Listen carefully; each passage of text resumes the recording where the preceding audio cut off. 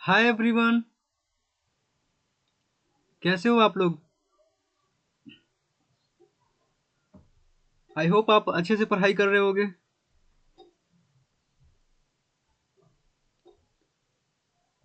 आज हमारा विद्युत धारा का तीसरा लेक्चर है।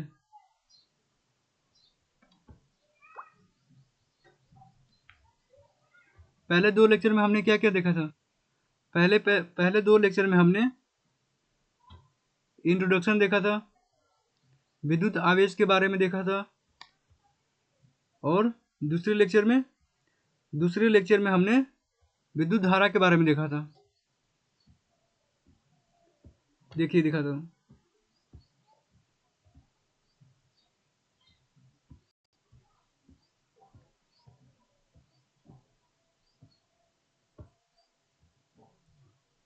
दूसरे लेक्चर में हमने यहाँ से स्टार्ट किया था,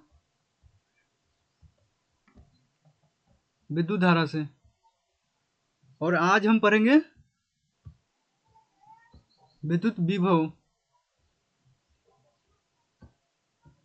विद्युतीय विभव आज हम यहाँ से देखेंगे,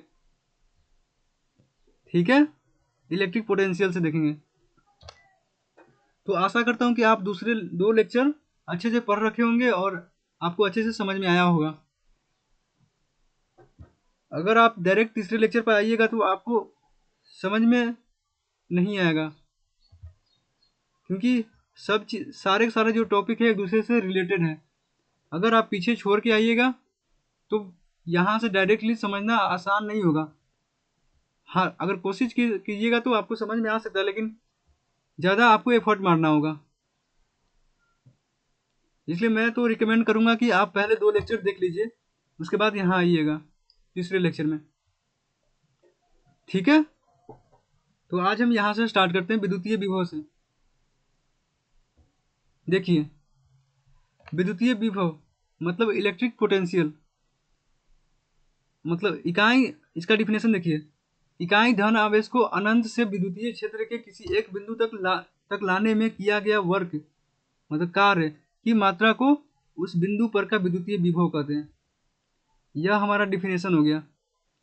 कहने का मतलब कि जो इकाई धन आवेश, जो मतलब कोई एक धन आवेश है, पॉजिटिव चार्ज है, जो हमारा है, यूनिट पॉजिटिव चार्ज है हमारा, उसको हम अनंत से, अगर इन्फिनिटी से विद्युतीय क्षेत्र के किसी एक बिंदु, मान लीजिए यहाँ पर मेरा एक बिंदु है विद्युतीय क्षेत्र का, यह विद्युतीय क्षेत्र है हमारा, और यह मेरा उसका एक बिंदु है, यह छोटा सा इसके अंदर। तो यहाँ से इन्फिनिटी से विद्युतीय क्षेत्र के किसी बिंदु तक इकाई धन आवेश, मतलब कोई चार्ज ले लीजिए स्मॉल क्यू, इसका चार्ज आवेश कितना, 1 है, 1 कूलम, या 1 कूलम ले लीजिए। इकाई धन आवेश को अनंत से, यहाँ अनंत है हमारा, अनंत कहीं भी हो सकता है, अनंत से विद्युतीय क्षेत्र के किसी एक बिंदु पर, यह हमारा जो सर्कल आप देख रहे हो, मान लीजिए कि क्या हमारा, मान लीजिए कि यह एक विद्युतीय क्षेत्र है और इसके एक बिंदु हमारा यहाँ पर है। तो यहाँ इन्फिनिटी से यहाँ तक लाने में किया गया वर्क, मतलब किया गया कार्य की मात्रा को उस बिंदु पर का विद्युतीय विभव कहते हैं। तो इस बिंदु पर का क्या कहलाएगा, इस बिंदु पर का विद्युतीय विभव कहलाएगा, ठीक है? आगे देखिए, इसका एसआई मात्रक वोल्ट होता है, जिसे प्रायः भी से सूचित करते हैं। तो इस बिंदु पर का जो विभव होगा उसको मान लीजिए हम भी कहते हैं, क्योंकि हम इसे भी से सूचित करते हैं। और इसका एसआई मात्रक क्या होता है, इसका एसआई मात्रक होता है वोल्ट, ठीक है? विद्युतीय विभव का एसआई मात्रक वोल्ट होता है और इसे हम भी से सूचित करते हैं। और विद्युतीय विभव जो होता है हमारा अदिश राशि होता है, अदिश राशि स्केलर क्वांटिटी होता है, ठीक है? आगे देखिए, पृथ्वी पर का विभव शून्य माना जाता है। देख लीजिए, इसको अच्छे से दिखाता हूँ आपको। यह हमारा मान लीजिए पृथ्वी है, इसके सतह पर, यहाँ पर मान लीजिए, यहाँ सतह, यह हो गया हमारा सरफेस, इसके सतह पर जहाँ पर हम लोग रहते हैं, जहाँ पर हम लोग रहते हैं, तो वहाँ पर का विभव कैसा होता है? वहाँ का विभव शून्य होता है, वहाँ पर कोई पोटेंशियल नहीं होता, वहाँ पर कोई वोल्टेज नहीं होता। इसको बाद में, इसको आगे समझने से पहले मैं इसको, इस फिगर को पहले ऐसे समझाता हूँ। यहाँ पर जो मेरा जो सरफेस पर वोल्टेज मेरा कितना जीरो है, जीरो होता है। जिसको इसको जैसे ही मैं ऊपर तक ले जाता हूँ, ऊपर जाता हूँ, पृथ्वी की सतह से जैसे ही मैं ऊपर जाता हूँ, तो इसका जो विभव है मेरा बढ़ने लगता है, मतलब धनात्मक होने लगता है। और इसके नीचे जैसे ही जाता हूँ मैं, नीचे मतलब डेप्थ में जाता हूँ, पृथ्वी के अंदर मैं जाऊंगा, अगर जो जमीन के अंदर अगर मैं जाऊंगा, तो मेरा जो आवेश है वह आवेश कैसा हो जाएगा? ऋणात्मक होता है, निगेटिव होता है। और पृथ्वी के ऊपर जाऊंगा तो धनात्मक होता है। अगर h डिस्टेंस के ऊपर जाऊंगा और h डिस्टेंस नीचे जाऊंगा, तो h डिस्टेंस ऊपर जाने में हमारा आवेश धनात्मक होगा, बढ़ेगा, प्लस प्लस भी होगा, और नीचे जाने में माइनस भी होगा। ठीक है, क्लियर है? देखिए यही कर रहा है यह जो सेंटेंस है बता रहा है, पृथ्वी की अपेक्षा जिस वस्तु का विभव अधिक होता है उसका विभव धनात्मक होता है, और जिसका विभव कम होता है उसका विभव ऋणात्मक होता है। जिसका विभव कम होता है मतलब पृथ्वी की अपेक्षा कर रहा है, मतलब नीचे जाने पर इसका विभव नीचे जाएगा तो कम होगा, तो उसको उसको क्या कहेंगे? उसको हम ऋणात्मक कहेंगे। और ऊपर जाने पर हमारा विभव जो होता है बढ़ता है, तो उसको हम क्या कहते हैं? उसको हम धनात्मक कहते हैं। ठीक है, अगर पृथ्वी पर मेरा जीरो है तो नीचे जाने पर मेरा और कमेगा, तो मान लीजिए माइनस भी हो जाएगा जीरो से नीचे जाने पर, और ऊपर जाने पर प्लस भी हो जाएगा, ऊपर जाने पर जीरो प्लस भी हो जाएगा। ठीक है, अगर जैसे ही मैं ऊपर जाऊंगा, पृथ्वी की सतह से ऊपर जाऊंगा, तो जीरो प्लस भी होगा, और पृथ्वी के सतह से नीचे जाऊंगा तो जीरो माइनस भी होता है, मतलब ऋणात्मक होता है, घटता है, और ऊपर जाने पर विभव मेरा बढ़ता है। ठीक है, अगर मेरा मान लीजिए पृथ्वी की सतह पर मेरा 5 है, अगर मान लीजिए 5 दिया हुआ है, ऐसे तो जीरो होता है लेकिन 5 है, और ऊपर जाने पर मेरा कितना हो जाएगा?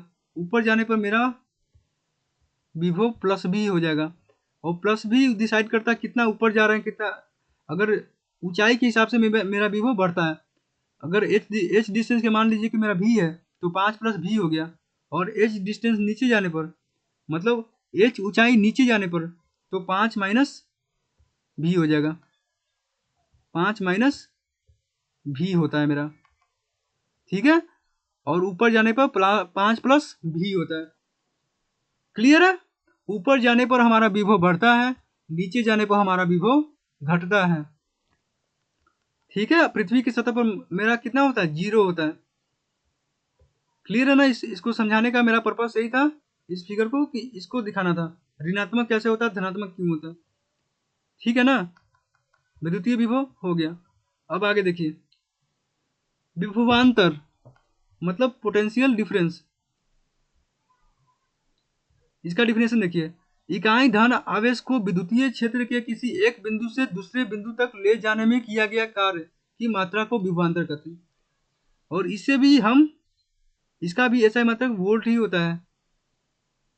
और इस यदि पहले इतना ही समझते हैं, इसका ऐसा मतलब भी वोल्ट होता है। अब इसको समझते हैं विभवांतर को। अगर मेरा पॉइंट यहाँ से यहाँ तक विद्युतीय क्षेत्र, या जो विभवांतर होता है दो विद्युतीय क्षेत्र के बीच में होता है। इस विद्युतीय क्षेत्र से इस विद्युतीय क्षेत्र के किसी एक पॉइंट पर, मतलब इस विद्युतीय क्षेत्र के, मान लीजिए इसका विद्युतीय क्षेत्र मेरा ए है और इसका विद्युतीय क्षेत्र मेरा बी है, तो विद्युतीय क्षेत्र ए से बी तक किसी धन आवेश को ले जाने में जो कार्य लगता है, जो ऊर्जा लगता है, उसे ही हम क्या कहते हैं? उसे हम कहते हैं विभवांतर। ठीक है, उन दोनों बिंदुओं के बीच की लगने वाला कार्य क्या कहलाता है हमारा? यहाँ से किसी आवेश को यहाँ तक ले जाने में जो हमारा कार्य लगता है उसको हम विभवांतर कहते हैं। क्यों? क्योंकि विभवांतर क्यों? क्योंकि इन दोनों के बीच का अंतर हो रहा है ना। मान लीजिए यहाँ मेरा Q कितना है, Q1 है, यहाँ पर मेरा आवेश Q1 है, और यहाँ पर आवेश मेरा आगे लाने पर यहाँ पर आवेश मेरा कितना है, Q2 है। तो Q1 आवेश को Q2 आवेश तक ले जाने में किया गया जो कार्य करते हैं, अगर हम यहाँ का आवेश यहाँ तक ले जा रहे हैं तो कुछ कार्य कर रहे हैं ना, तो वह कार्य क्या कहलाता है, वह कार्य मेरा विभवांतर कहलाता है। मतलब V इज इक्वल टू हम कह सकते हैं, V इज इक्वल टू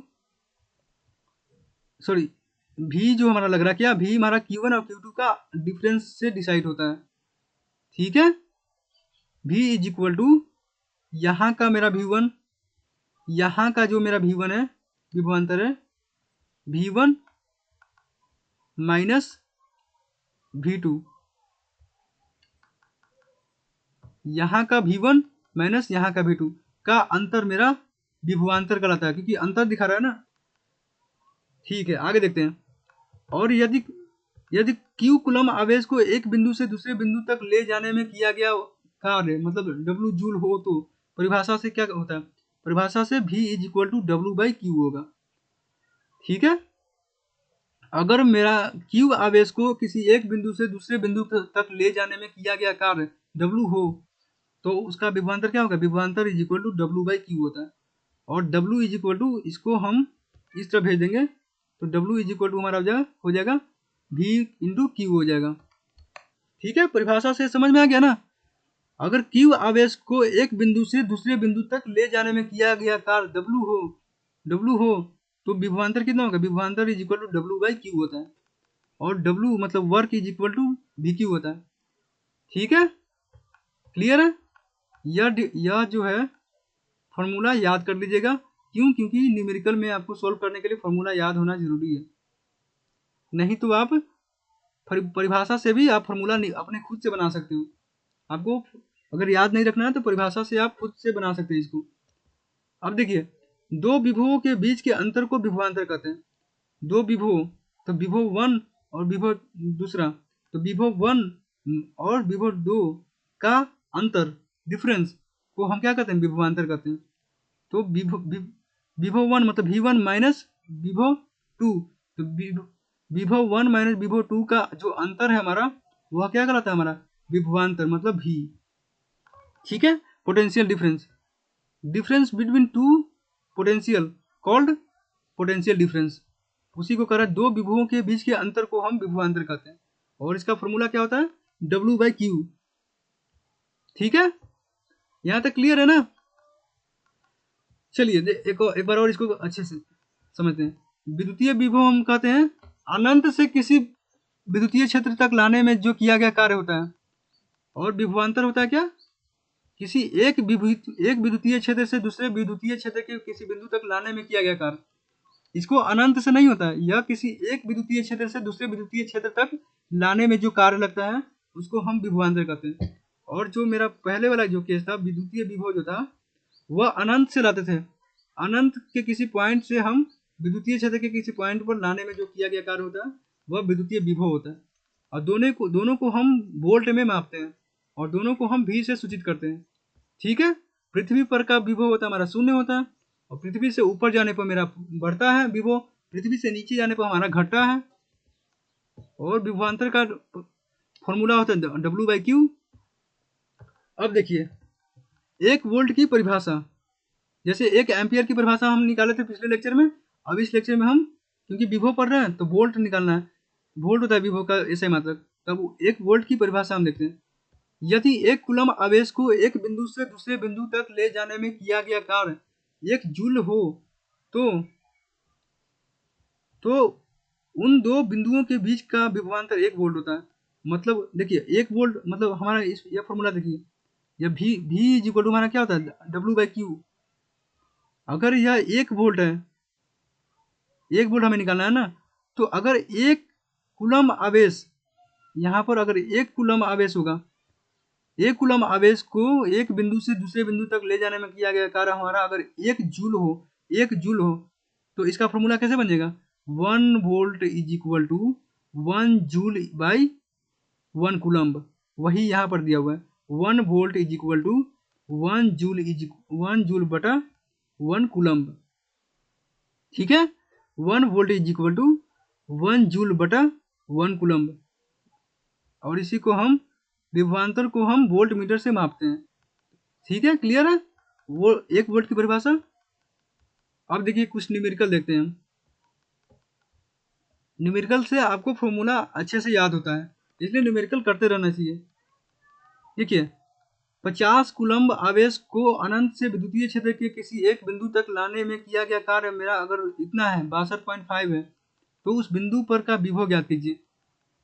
हमारा क्या दिया हुआ है, 50 कूलम्ब दिया हुआ है, मतलब क्या दिया हुआ है, क्यू दिया हुआ है, क्यू दिया हुआ है, हमारा क्यू दिया हुआ है। और यह जूल में दिया हुआ था। जूल में किसका होता है, जूल मेरा होता है डब्लू का, डब्लू का होता है। हमें निकालना क्या है, विभव निकालना है, मतलब भी निकालना है। तो हमें पता है भी इज इक्वल टू क्या होता है, भी इज इक्वल टू होता है हमारा डब्लू बाई क्यू। तो भी इज इक्वल टू मैंने डब्लू बाई क्यू रख दिया, और डब्लू के जगह पर मैंने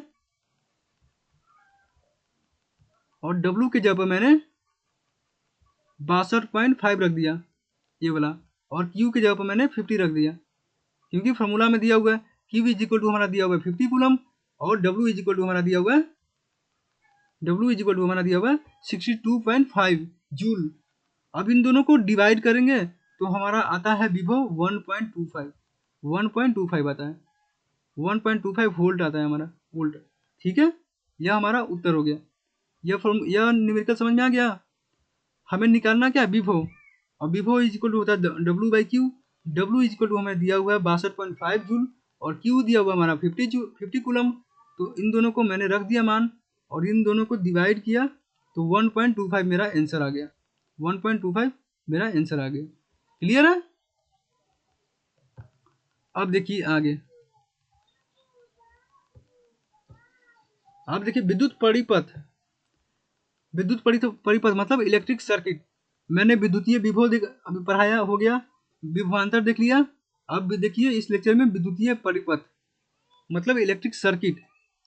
देखिए ऐसी व्यवस्था जिससे लगातार विद्युत धारा प्राप्त होती है उसे हम विद्युत परिपथ कहते हैं।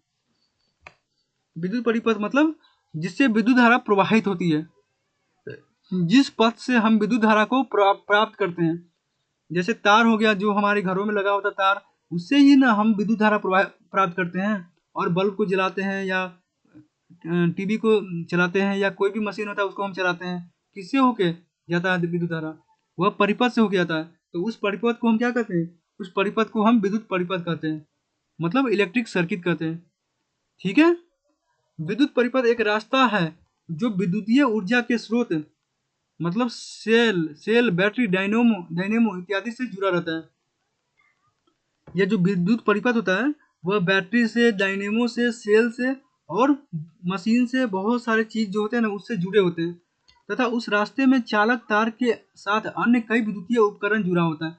विद्युतीय उपकरण मैंने बताया अभी, जो टीवी हो गया, जो बल्ब हो गया, जो इन्वर्टर हो गया, और मोटर हो गया, ट्रांसफार्मर हो गया, यह सब क्या है, विद्युतीय उपकरण है। यह सब उसके रास्ते में जुड़े होते हैं, ताकि हम विद्युत का यूज हम उसको चलाने में करते हैं, उस रास्ते में जुड़कर।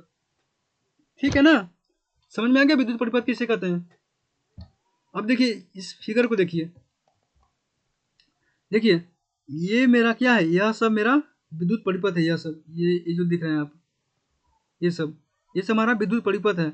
और इन विद्युत परिपथ के भी रास्ते में हम क्या क्या रखे हुए हैं, एक एमीटर रखे हुए हैं, एक एमीटर रखे हुए हैं। एमीटर हमारा क्या करता है, एमीटर हमारा विद्युत धारा मापने में काम आता है। तो देखिए इस परिपथ से जो विद्युत धारा जा रहा है, तो एमीटर को हम लगा दिए यहाँ पर। तो इस परिपथ से जितना विद्युत धारा जाएगा वह एमीटर माप लेगा। मान लीजिए कि 5 एम्पियर धारा जो है किसी विद्युत इस परिपथ से जा रहा है, इस परिपथ से 5 एम्पियर धारा जा रहा है, तो एमीटर जो है क्या कितना मापेगा, वह मापेगा कि 5 एम्पियर धारा इस परिपथ से जा रहा है, तो वह नोट कर लेगा 5 एम्पियर को। ठीक है, अब देखिए यह हमारा एक देख रहे होंगे, यह हमारा है वोल्ट मीटर। वोल्ट मीटर किस लिए हम यूज करते हैं, वोल्ट मीटर जो होता है वह विभव को मापता है, विभव पोटेंशियल को मापता है। मतलब इस परिपथ के बीच में ये जो देख रहे हैं ना, यह हमारा यह जो आप देख रहे हो ये क्या हमारा प्रतिरोधक है। प्रतिरोधक के बारे में हम आगे पढ़ेंगे। तो इस प्रतिरोधक के से जो धाराएं जाती है, इस प्रतिरोधक से जो धाराएं जाती है, जो करंट जाती है, तो करंट और प्रतिरोधक से हम एक विभव निकालते हैं, उसको हम आगे पढ़ेंगे। यहाँ पर अभी समझना मुश्किल है क्योंकि अभी हमने प्रतिरोध नहीं पढ़ाया है। प्रतिरोध आप पढ़ लोगे तो आपको समझ में आ जाएगा कि हम कैसे विद्युत या विभव निकालते हैं। विभव इज इक्वल होता है आई, भी इज इक्वल होता है आई इंटू आर होता है। ये जो चालक, ये जो आप देख रहे हो ना, ये प्रतिरोधक, इसका मान होता है आर, और इससे जो करंट जाता है वो आई है। तो यह कितना मापेगा, वह मापता है आई इंटू आर मापता है, मतलब v is equal to I into R मापता है। तो इससे आई इंटू आर जितना होगा ना, वह यह नोट कर लेता है। और यह क्या नोट करता है, इससे जो करंट जाता है, यह जो परिपथ है, इससे जो करंट जाता है, इसको यह नोट करता है। और यह जो वोल्ट मीटर है वह क्या मापता है, वह विभव मापता है।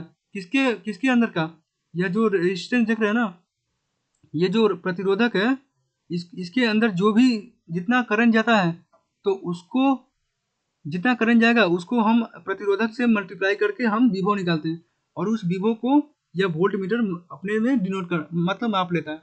उतना उतना वोल्ट मीटर वह माप लेता है वो, और माप कर नोट कर लेता है, और वही हमें दिखाई देता है कि किसी परिपथ से इतना विभव जा रहा है। ठीक है, क्लियर है। अब देखिए, इसको अच्छे से समझने के लिए हम आगे अभी देखेंगे, इसलिए अभी यहाँ तक के लिए इतना ही काफ़ी है। आगे आपको अच्छे से इसको समझाऊंगा। आगे देखिए इसमें, अब इस विद्युत परिपथ में एक विद्युत मशीन, एक और जुड़ गया। वह कौन सा है, बल्ब है। बल्ब मतलब लैंप है, मतलब यह एक मशीन है जो विद्युत परिपथ के बीच में हम जोड़ दिए, तो इससे करंट जाएगा तो यह जलता है। ठीक है। अब इसके इसके इधर देखिए, यहाँ पर यह हमारा कुंजी है। इस कुंजी कुंजी को हम जब ऑन करते हैं, तभी जो यहाँ से बैटरी से हमारा धाराएं प्रवाहित होने लगती है। ये हमारा क्या है, बैटरी है। जब इस कुंजी को हम ऑन करेंगे तो बैटरी हमारा धारा प्रवाहित करने लगेगा, और धारा प्रवाहित करेगा तो यह एमीटर हमारा करंट माप लेगा, और ये वोल्ट मीटर हमारा वोल्टेज माप लेता है। वोल्ट मीटर का काम है वोल्टेज मापना, एमीटर का काम है करंट मापना, मतलब धाराएं मापना। और यह क्या है, यह परिवर्तनशील प्रतिरोध है। इसको हम परिवर्तित करते रहते हैं, इसको इस पे स्लाइड कर करके हम परिवर्तित करते रहते हैं प्रतिरोध को, और परिवर्तित करके हम धाराएं देखते हैं कितना हुआ कितना नहीं हुआ। ठीक है, इस सब को हम अच्छे से आगे देखेंगे। ठीक है, आगे देखते हैं। देखिए, विद्युत सेल, अगर एक माइनस प्लस अगर रहता है, एक माइनस प्लस किसी धारा किसी रेखा में एक माइनस प्लस है, तो उसको हम विद्युत सेल कहते हैं। एक धन एक आवेश से बना रहता है तो उसको हम विद्युत सेल कहते हैं। और बैटरी तथा सेलों का संयोजन, अगर बहुत सारा सेल जुड़ा है किसी एक रेखी में, तो उसको हम कहते हैं बैटरी।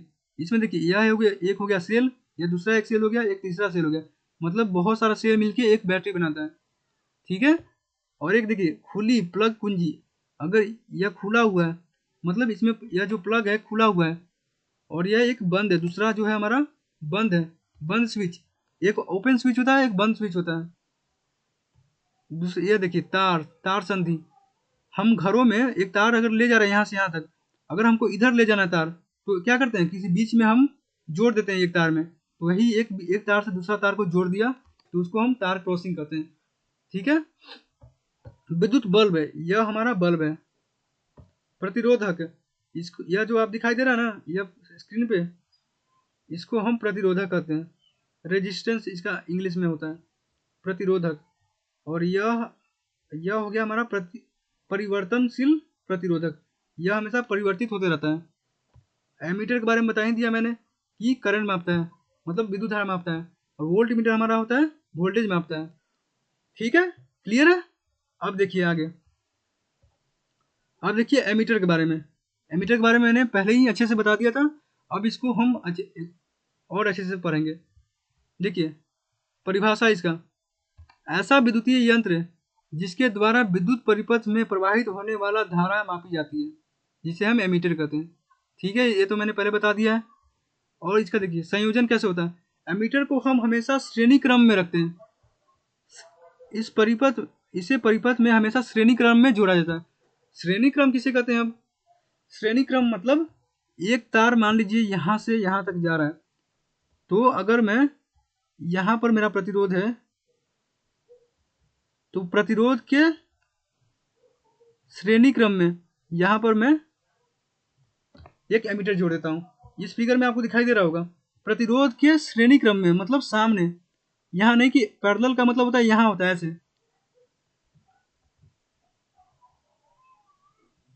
पैरेलल का मतलब ऐसे होता है, लेकिन मैं पैरेलल में नहीं बोल रहा हूँ, मैं बोल रहा हूँ श्रेणी क्रम में। तो श्रेणी क्रम में जुड़ता है, एमीटर को हमेशा हम श्रेणी क्रम में जोड़ते हैं। और इसका विशेषता क्या है, इसका प्रतिरोध बहुत कम होता है। ये जो एमीटर का जो प्रतिरोध होता है बहुत कम होता है। इसका प्रतिरोध हम कम क्यों रखते हैं, इसका भी एक कारण है। एमीटर का प्रतिरोध हम कम इसलिए रखते हैं, अगर हम प्रतिरोध ज़्यादा रख दीजिए, मान लीजिए कि हम इसको प्रतिरोध हम ज़्यादा रख दिए, एमीटर का अगर प्रतिरोध मेरा ज़्यादा होगा तो करंट जो है हमारा, करंट जो है हमारा यहाँ से ऐसे जा रहा है, तो अगर मेरा करंट ज़्यादा होगा और इसका प्रतिरोध ज़्यादा होगा, तो प्रतिरोध मतलब मान लीजिए करंट जा रहा है और उसको रोकने वाला बहुत ज़्यादा होगा, तो ज़्यादा रोकने वाला होगा, तो यह करंट जो है इसको डिस्ट्रॉय कर सकता है, इस मशीन को बर्बाद कर सकता है, तोड़ सकता है, जला सकता है ना। तो इसलिए इसका प्रतिरोध हम कम रखते हैं, ताकि आसानी से जो करंट है, आसानी से करंट हमारा पार हो सके इस एमीटर से। अगर मेरा जो प्रतिरोध है एमीटर का बहुत ज़्यादा होगा, तो यह जो करंट है इसको क्या कर देगा, इसको डिस्ट्रॉय कर देगा, खराब कर देगा, तोड़ देगा, जला देगा। और एक और कारण है, अगर इसका मैं प्रतिरोध कम रखता हूँ तो सारी की सारी जो धाराएं हैं आसानी से पार हो जाएगी, सारी की सारी धाराएं पार हो जाएगी, तो हमें रीडिंग लेने में आसानी होगी, आसानी होगी।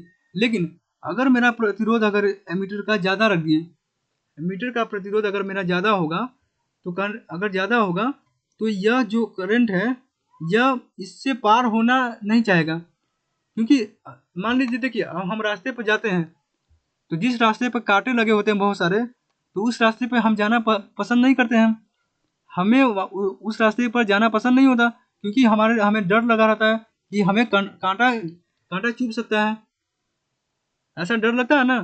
तो वैसे ही इस करंट के केस में भी हो रहा है कि इसके सामने एक बड़ा सा पहाड़ अगर हम रख दिए, मतलब प्रतिरोध का मतलब क्या होता है, प्रतिरोध का मतलब होता है कि एक बहुत ज़्यादा रोकने वाला चीज़, उसको रोकने वाला चीज़।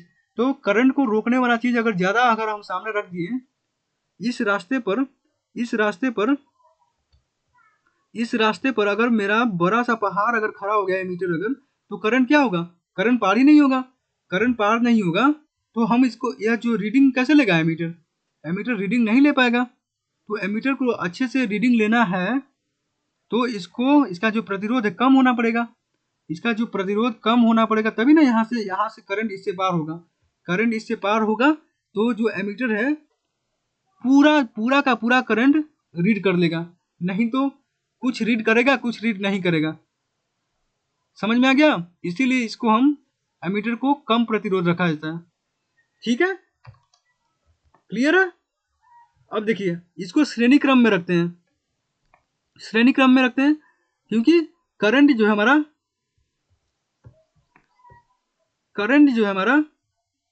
अरे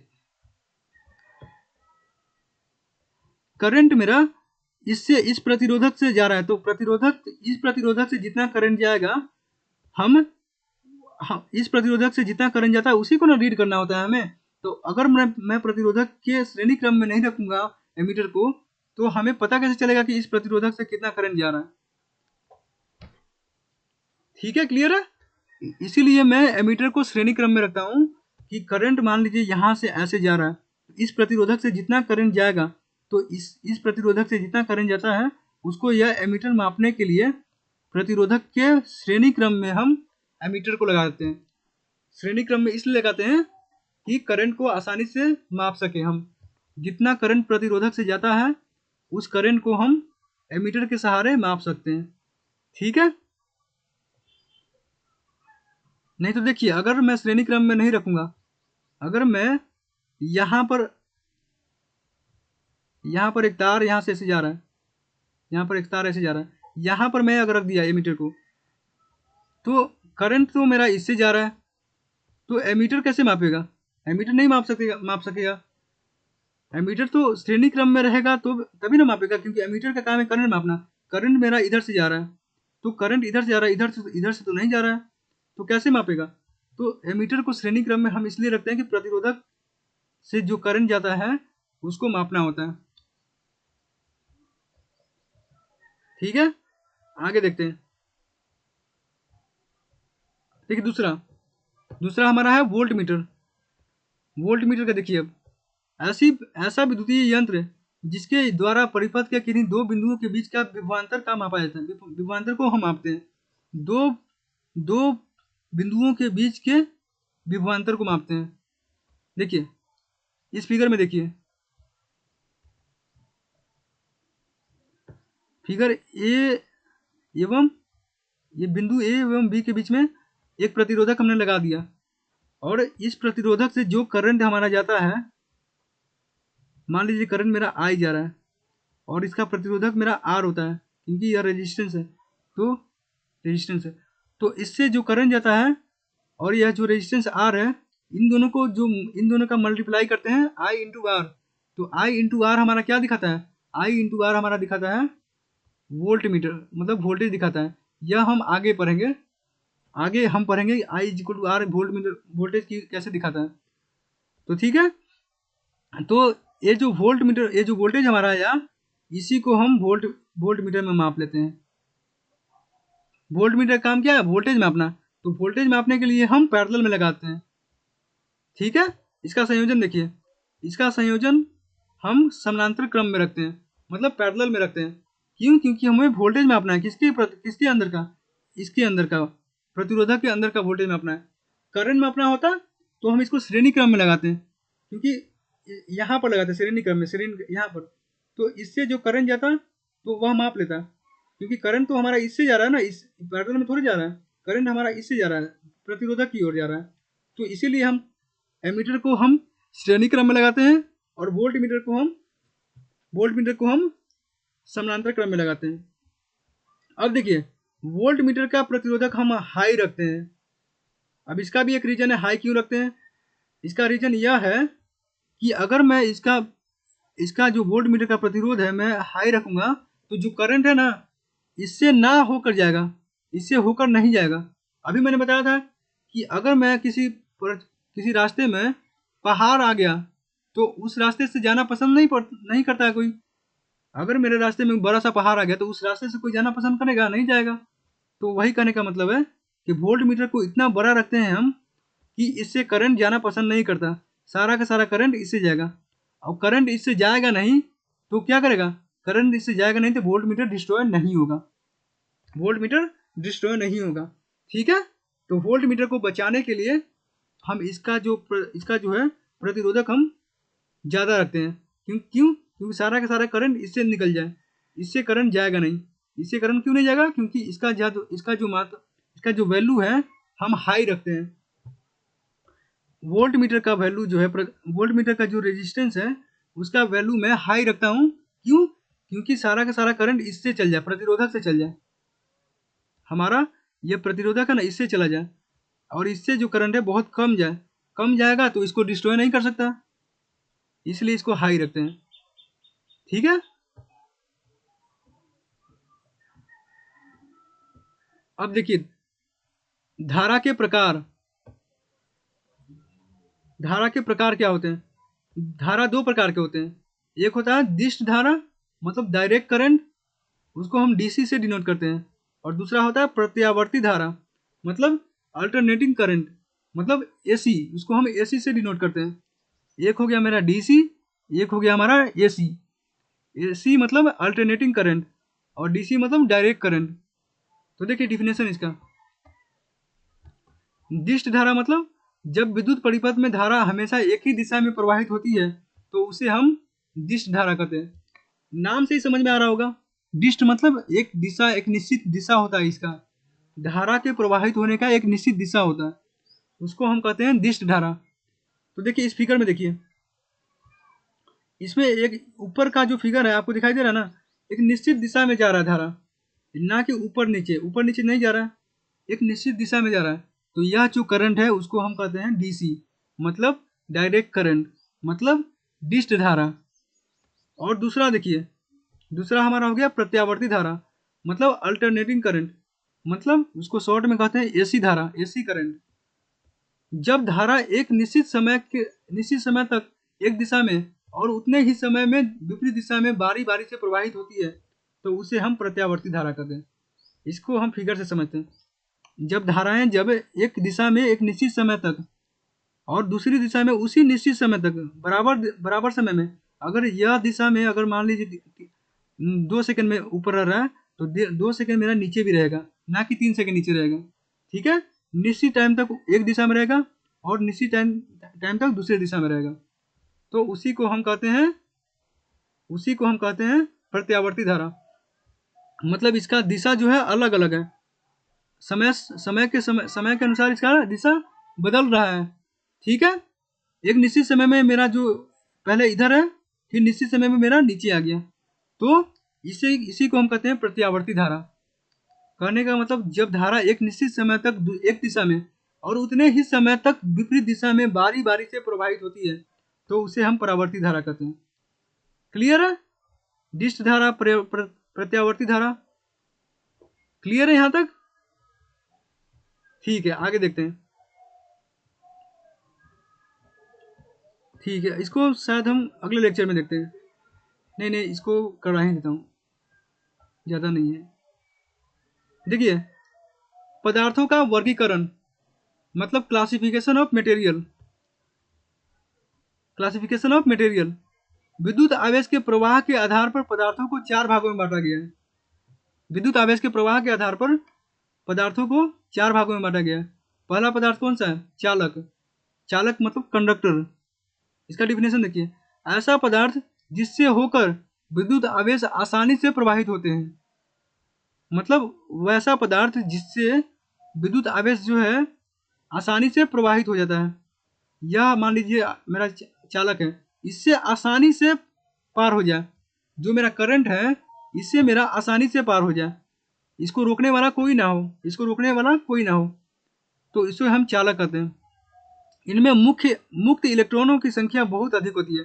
अगर इलेक्ट्रॉन मुक्त होगा, बहुत ज़्यादा मुक्त इलेक्ट्रॉन होगा, तो वह धारा को प्रवाहित करने में सहायता करता है। मतलब वो आसानी से इलेक्ट्रॉनों मतलब धाराओं को प्रवाहित कर देगा। ठीक है, आगे देखिए, विशेषता। इनकी विशिष्ट चालकता काफी अधिक होती है और इनमें मुक्त इलेक्ट्रॉनों की संख्या बहुत ज्यादा होती है। चालकता ज्यादा क्यों होती है? क्योंकि सारा का सारा इलेक्ट्रॉन इससे गुजर जा रहा है, धाराएं गुजर जा रहा है, कोई भी धारा जो है इसको रोक नहीं रहा है, कोई भी धारा रुक नहीं रहा है, सारा का सारा जो धाराएं हैं आसानी से पार हो जा रहा है। जैसे एग्जाम्पल कौन कौन सा है? जैसे सोना हो गया, चांदी हो गया, तांबा हो गया, लोहा हो गया, एल्यूमिनियम हो गया, नमकीन घोल हो गया, इन सभी चीजों से जो धाराएं हैं आसानी से पार हो जाती है। ठीक है, क्लियर है? यह एग्जाम्पल आप याद कर लीजिएगा, याद करने की जरूरत भी नहीं है क्योंकि यह धातु है। धातुएं जितनी भी होती है ना, सब के सब अच्छा चालक होता है। धातुएं जो होती है जैसे सोना हो गया, चांदी हो गया, लोहा हो गया, तांबा हो गया, एल्यूमिनियम हो गया, ये सब अच्छा चालक होता है विद्युत का। मुख्य बिंदु क्या है? चांदी सर्वश्रेष्ठ चालक होता है। चांदी जो होता है मतलब जितने भी धातु है उसमें चांदी जो होता है सबसे ज्यादा सर्वश्रेष्ठ होता है चालक का। इससे जो होता है जो धाराएं होती है सबसे आसानी से पार होती है। यह ऑब्जेक्टिव में पूछता है, यह मुख्य है, मेन इंपॉर्टेंट है। कौन सा ऐसा धातु है जो सर्वश्रेष्ठ चालक होता है? वह कौन सा धातु है? वह है चांदी। और इसकी विशिष्ट चालकता क्या होती है? 10 के पावर 7 प्रति ओम प्रति मीटर। 10 के पावर 7 प्रति ओम प्रति मीटर होता है। ताप बढ़ने पर इसकी चालकता क्या होती है? घटती है। एक चीज याद रखना, चालक में अगर हम टेम्परेचर बढ़ाएंगे चालक का तो उसकी जो चालकता होगी घटने लगेगी। यह एक इम्पोर्टेंट चीज है कि चालक में ताप बढ़ाने पर उसकी चालकता जो होती है घटती है, मतलब धाराएं जो होती है कम कम बहने लगेगी अगर हम टेम्परेचर बढ़ा दिए तो। ठीक है, आगे देखिए, अचालक ऐसे पदार्थ जिनसे होकर विद्युत आवेश प्रवाहित नहीं हो सकती है उसे, और इनमें मुक्त इलेक्ट्रॉन नहीं होते हैं। तो देखिए, जिस चालक में मुक्त इलेक्ट्रॉन होगा ही नहीं उसे धाराएं प्रवाहित नहीं होगी ही नहीं, तो उसे हम कहते हैं अचालक। अचालक मतलब नॉन कंडक्टर, मतलब इंसुलेटर। तो वैसे पदार्थ जिनसे होकर विद्युत धारा प्रवाहित नहीं हो सकती है, उसे हम अचालक कहते हैं। उसकी विशेषता क्या है? इसकी विशेषता है कि इसकी इसकी चालकता बहुत कम होती है और इनमें मुक्त इलेक्ट्रॉन नहीं होते हैं। और इसका एग्जाम्पल क्या है? सल्फर हो गया, कांच हो गया, रबर हो गया, प्लास्टिक हो गया, सूखी लकड़ी हो गया। ये तो एग्जाम्पल से समझ में आ रहा होगा कि कांच से, रबर से, प्लास्टिक से, लकड़ी से, इन सभी चीज़ों से हमारा विद्युत धारा प्रवाहित नहीं होता है ना। अगर इनसे अगर विद्युत धारा प्रवाहित होगा तो हमें कहीं भी करंट लगने का चांसेस रहता है, हो जाएगा, है ना। लकड़ी से आपने कभी देखा है विद्युत धारा प्रवाहित होते हुए? नहीं ना। तो यह सब क्या है? यह सब हमारा अचालक है। देखिए मुख्य बिंदु, इनकी विशिष्ट चालकता बहुत कम होती है। इसकी विशिष्ट चालकता क्या होती है? बहुत कम होती है। जैसे देखिए सिरेमिक्स, सिरेमिक्स एक पदार्थ है जिसका चालकता कितना, 10⁻⁻7 है, माइनस में जा रहा है, -7 में जा रहा है। तो इसकी चालकता बहुत कम होती है, इसलिए इसको हम अचालक कहते हैं। ठीक है, अब आगे देखिए। अर्धचालक मतलब सेमीकंडक्टर, नाम से ही सारा चीज समझ में आ रहा होगा। अर्ध मतलब आधा, चालक मतलब विद्युत धारा प्रवाहित होने वाला। तो आधा विद्युत धारा प्रवाहित करेगा, आधा विद्युत धारा प्रवाहित नहीं करेगा। मतलब कुछ कुछ विद्युत धारा को प्रवाहित करेगा, कुछ विद्युत धारा को प्रवाहित नहीं करता है। तो ऐसे पदार्थ जिनकी विशिष्ट चालकता चालक और अचालक के बीच की होती है। अचालक क्या होता है? अचालक नहीं प्रवाहित करता है। और चालक क्या करता है? चालक जो होता है हमारा प्रवाहित करता है। तो प्रवाहित करने वाला और नहीं प्रवाहित करने वाला के बीच की चालकता इसकी होती है। मतलब कुछ धारा को यह प्रवाहित करेगा और कुछ धारा को यह प्रवाहित नहीं करता है। तो इसकी विशेषता क्या हो गया? इसकी विशेषता है कि इनमें मुक्त इलेक्ट्रॉनों की संख्या बहुत कम होती है। अगर मुक्त इलेक्ट्रॉन की संख्या कम है तो यह कम धाराओं को प्रवाहित करेगा। ठीक है, और इसका ताप बढ़ने पर इसकी जो विशिष्ट चालकता होती है बढ़ती है। तो अर्धचालक में एक चीज याद रखिएगा कि ताप बढ़ने पर विशिष्ट चालकता बढ़ती है, और चालक में क्या हो रहा था? चालक में घट रहा था। जैसे ही हम ताप बढ़ा रहे थे तो उसकी चालकता क्या हो रही थी? घट रही थी। और अर्धचालक में चालकता क्या होती है? बढ़ती है। इसका एग्जाम्पल क्या है? जर्मेनियम और सिलिकॉन। यह हमारा क्या है? यह हमारा सेमीकंडक्टर है। जितने भी सेमीकंडक्टर होते हैं ना, सब के सब अर्धचालक होते हैं। ठीक है, सेमीकंडक्टर आप पढ़िएगा, होते हैं 6 7 ऐसे कुछ करके होते हैं सेमीकंडक्टर। सिलिकॉन हो गया, जर्मेनियम हो गया, गैलियम हो गया, ये सब के सब क्या है? ये सब के सब सेमीकंडक्टर होते हैं। देखिए विशेषता क्या है? ताप बढ़ने पर इनकी विशेष चालकता बढ़ती है और इनका उपयोग transistor, diode, computer memory chips बनाने में किया जाता है। इसका उपयोग किसमें होता है? ट्रांजिस्टर में, डायोड में, कंप्यूटर मेमोरी चिप्स बनाने में किया जाता है। ठीक है, आगे देखिए। अति चालक मतलब सुपर कंडक्टर। अति चालक नाम से ही समझ में आ रहा होगा, अति चालक मतलब बहुत ज्यादा चालक, मतलब बहुत ज्यादा वो करंट को पास करेगा। ऐसे पदार्थ जिनमें अति निम्न ताप, बहुत कम ताप पर, निरपेक्ष शून्य के निकट पर बिना किसी प्रतिरोध के विद्युत का गमन होता है। मतलब बहुत कम ताप पर या बिना प्रतिरोध का, इसको रोकने वाला कोई नहीं हो, या कम ताप पर बिना बिना प्रतिरोध का, मतलब कहने का मतलब कि इसको रोकने वाला कोई कोई ना हो। अगर किसी को रोकने वाला कोई रास्ता में नहीं है तो वह आसानी से चला जाएगा। अगर मैं साइकिल से जा रहा हूँ, रास्ते में अगर ब्रेकर नहीं लगा होता है रास्ते में, तो हमें ब्रेक लेने की जरूरत नहीं पड़ता, हमें रुकने की जरूरत नहीं पड़ता, हम आसानी से चले जाते हैं। तो वही कह रहा है यहाँ पर कि अति निम्न ताप पर अगर रास्ते में कोई प्रतिरोधक ना हो तो वह आसानी से गमन करने लगता है। बिना किसी प्रतिरोध के विद्युत का गमन आसानी से हो जाता है। उसे ही हम अति चालक कहते हैं। और अति चालकता, शून्य प्रतिरोध की इस घटना को अति चालकता कहते हैं। मतलब इसका प्रतिरोध अगर शून्य हो, जीरो प्रतिरोध हो, तो उसे ही हम अति चालकता कहते हैं। और इसकी खोज कब हुआ था? इसकी खोज 1911 में एक डच भौतिक विद वैज्ञानिक जो थे, जिनका नाम क्या था? एच.के. ओन्स ने पारा को ठंडा करके किया था। इसका खोज किसने किया था? एक डच वैज्ञानिक था जिसका नाम है एच.के. ओन्स, जिन्होंने पारा को ठंडा करके इसका खोज किया था। पारा का उदाहरण देखिए, पारा का जो टेम्परेचर था वो 4.112 केल्विन था, जिसका डिग्री सेल्सियस में -269 डिग्री सेल्सियस था। ताप पर अति चालक बन जाता है, जहाँ इसका प्रतिरोध बहुत शून्य होता है, मतलब पूर्णतः शून्य होता है। इसका प्रतिरोध कैसा होता है? शून्य होता है। कितना डिग्री, मतलब 4.12 केल्विन टेम्परेचर पर प्रतिरोध कैसा होता है? प्रतिरोध जो होता है शून्य होता है। अब देखिए, वह विशेष ताप जिसके नीचे कोई पदार्थ अतिचालक की तरह व्यवहार करने लगता है उससे उस पदार्थ का अतिचालकीय कला संक्रमण ताप कहते हैं। मत कहने का मतलब, वह ताप जिसके नीचे कोई पदार्थ अतिचालक जैसा व्यवहार करने लगता है, मतलब कोई पदार्थ किसी विशेष ताप पर अतिचालक जैसा व्यवहार करने लगता है तो उस पदार्थ को हम अतिचालकीय कला संक्रमण ताप कहते हैं। ठीक है, क्लियर है? जैसे एग्जाम्पल इसका क्या है? धातुओं में सीसा, जिंक, एल्यूमिनियम और मिक्स धातुओं में हो गया, धातुओं में सीसा हो गया, जिंक हो गया और एल्यूमिनियम हो गया, और मिश्र धातुओं में हो गया नाइयोबियम का नाइट्राइड। यह एग्जाम्पल है अतिचालकीय का। अतिचालकता का एग्जाम्पल है, धातुओं में हो गया जिंक हो गया, एल्यूमिनियम हो गया, सीसा हो गया, और मिश्र धातुओं में नाइयोबियम का नाइट्राइड हो गया। क्लियर है? देखिए, आधुनिक विकास 1986 ईस्वी में एक सिरेमिक पदार्थ का खोजा गया था जो 35 केल्विन मतलब -238 डिग्री सेल्सियस पर अतिचालक बन गया था। वर्तमान में कमरे के ताप पर अतिचालक बनाने के प्रयास जारी है। कमरे के ताप पर अतिचालक बनाने का प्रयास अभी जारी है, मतलब चल रहा है, एक्सपेरिमेंट अभी चल रहा है। ठीक है, आज के लेक्चर में हम यहीं तक रखते हैं। अगले लेक्चर में हम यहाँ से स्टार्ट करेंगे, रेजिस्टेंस से, प्रतिरोध के बारे में हमने थोड़ा ब्रीफ में अभी पीछे पढ़ा था। अब इसको हम अच्छे से एक्सप्लेन करेंगे अगले लेक्चर में। ठीक है, क्लियर है? ठीक है, थैंक यू।